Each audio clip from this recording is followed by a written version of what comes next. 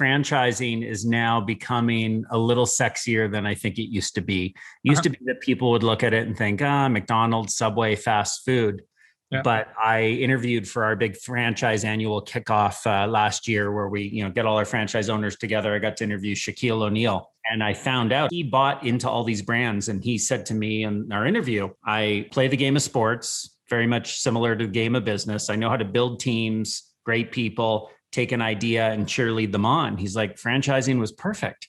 And the guy's worth $500 million in not just his sports success, but in taking franchises and putting great people in place. He goes, I want a proven recipe, a recipe that my people can follow and create greatness. And so it's interesting to watch that franchising has become a bit of a hotter commodity lately because people are going, I don't need to invent stuff. I don't need to come up with the Instagram idea. I can just go take someone else's recipe and execute with excellence. I also love the fact that franchising is about systems. What's the best practice on how you do everything? So with 1-800-GOT-JUNK, I read a book called The E-Myth Revisited by Michael Gerber, highly recommended to anyone. I looked at that book and I said, okay, he says, build your business out like a franchise.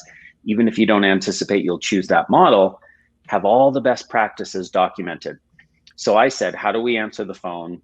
How do we price jobs? How do we market the business when things are slow? Everything had a one-page best practice of here's exactly how we do things. The business started to look, feel, and act so much like a franchise, and the consistency and the branding and the look and feel and personality of our people. So we then said, okay, let's look at the franchise model. And Oprah and others we got great publicity, and that franchise engine started to roar. And people started to come to us. And we said, what we offer is this proven recipe. Many entrepreneurs want to figure things out from scratch. That's part of what drove me, is I want to invent things. A lot of people want to make money and have freedom and lifestyle. They want to control their own destiny. They want a proven recipe. They don't want to waste time figuring it out.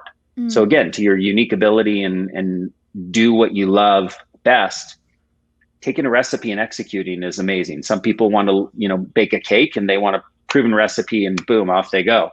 Some people want to invent different recipes and figure out, what kind of cake could I invent?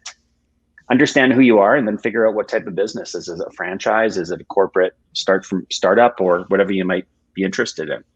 I love, your example of how you guys created all these best practice one sheets based on all your little processes, big and small. That really inspires me. I have 3 new interns, so they have a new assignment to look at all the different areas of the podcast and our agency and come up with processes, because it's so important to train new team members and to just have efficiencies. And like you said, that's the only way you can really scale.